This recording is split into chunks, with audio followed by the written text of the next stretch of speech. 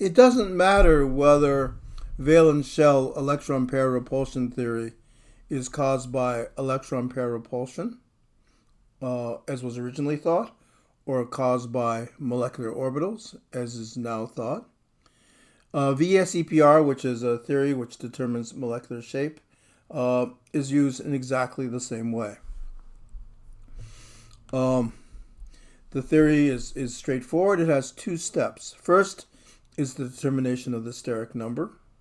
The harder the steps, and the second is using the steric number to predict molecular shape, and the second step requires a certain amount of memorization. And everything on this slide will actually be information that you will want to have eventually memorized. Steric number 2 is when you put two peripheral atoms around the central atom. Peripheral atoms are shown in green, and when they're kept maximally far apart, they form a straight line. The linear geometry with 180 degrees angle between them. Three atoms kept as far apart as possible form an equilateral triangle, trigonoplanar, with 120 degree bond angle. With four atoms kept as far apart, four green atoms kept as far apart from each other all around the same central atom shown in red, they make a three-dimensional shape, the tetrahedron, with 109.5 degrees. Steric number 5 is the most complicated. Steric number 5 is the trigonal bipyramid. It is the only one of the VSEPR parent shapes, which has two different types of sites. And one way to think of it is take a look at that picture in the upper right and think of a sphere with a red atom in the center of the sphere. And there's the North Pole and the South Pole on the sphere, and there are two sites called the axial sites. So the top axial site is at the North Pole, and the bottom axial site is at the South Pole. They are on the axis of the sphere. And then bisecting the axis, the axial sites, are three atoms in the equator, the equatorial sites. And what shape, put in chat, what shape do the three atoms in the equator make just looking at themselves? Put in chat, what shape do the three atoms in the equator make just looking at themselves? Yes, they make a trigonal plane, an equilateral triangle. And there's a sentence written in green, which is true. The more electronegative atom, if an electronegative atom is a peripheral atom, in a steric number 5 situation, it will always go to the axial site. And the explanation for that can be understood in molecular orbital theory. And finally, there is the last geometry, steric number 6, which is the octahedron, where there are the green atoms, the peripheral atoms, can be thought of as being along the x, y, and z axes in the opposite directions. So these are the very important shapes: linear, trigonal plane, tetrahedron, trigonal bipyramid, and octahedron. And eventually it'll just roll off your tongue. Okay, the crux to the VSEPR is the way to determine steric numbers, and the SNs, the steric numbers. And there are two approaches. Today I will teach you the more immediately useful one, the central atom method. And the crux to the central atom method, if you understand first what does the central atom method means, these are for molecules and ions where there's one atom in the center, and all the bonds are to the center atom, as in these three examples here. So in the central atom, there's in this next slide, that contains all the crux of the method. So you've mastered the slide, you'll have mastered the method. Look at pink, the atoms in the pink column: hydrogen, fluorine, chlorine, bromine, and iodine. These are all elements that are one electron short of a filled noble gas shell.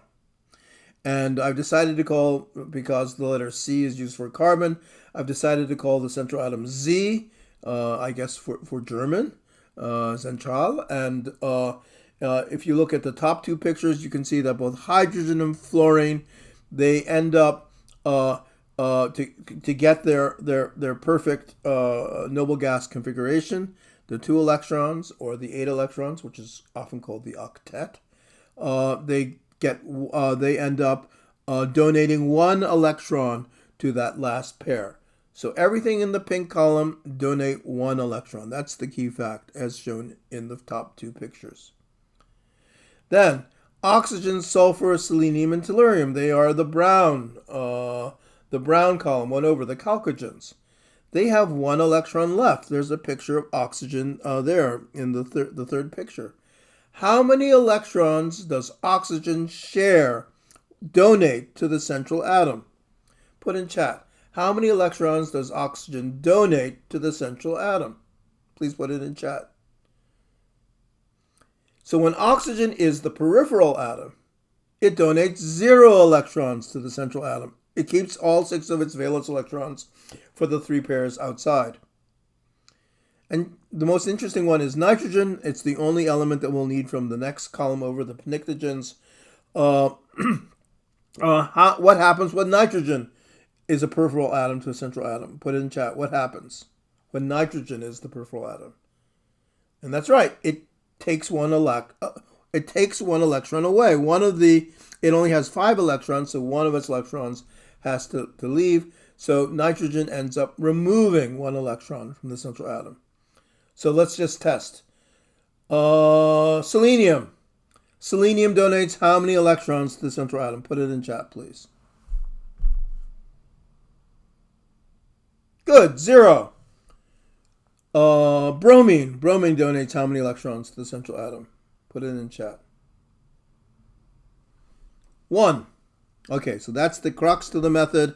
And now let's use that to determine the steric number and therefore the shape of these 3 molecules and ions. The first we'll do is silicon F4. So first, the central atom in silicon F4 is silicon, and how many valence electrons does it have? I have a little portion of the periodic table. Argon, this is the 3rd row, Ar has 8 valence electrons, chlorine 7, sulfur 6, phosphorus 5. So silicon has 4 valence electrons. So the central atom has 4 valence electrons. And fluorine donates how many electrons to the central atom? Put it in chat. Good. So if each fluorine is donating 1 electron, and silicon starts off with 4 valence electrons, how many electrons are there in total? Put it in chat. How many electrons are there in total when silicon has 4 electrons and each fluorine is donating 1? And the answer is 8. Take that number and divide by 2 because electrons pair up. And you get a steric number of 4. So silicon F4 has a steric number of 4.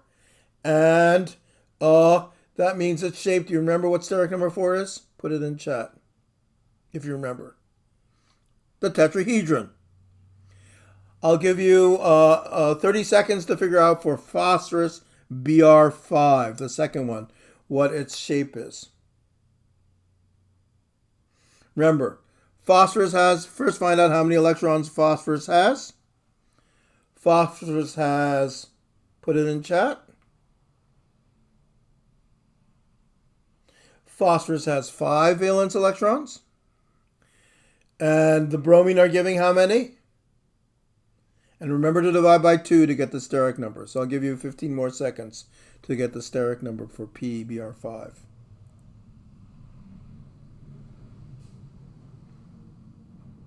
Good. That wasn't 15 seconds, so a few more seconds. Good. The steric number is 5. 5 from phosphorus, 1 from each of the bromine, divided by 2. That's 5. And finally, we have NH4+. How do we handle the plus? Well, nitrogen has 5 electrons to begin. Each hydrogen gives 1. That's a total of how many? 9. But then there's a plus charge. And we take 1 away.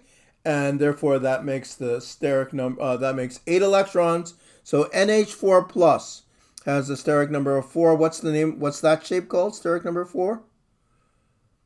That's right. It's a tetrahedron. NH4+ is in the tetrahedron, just like silicon F4.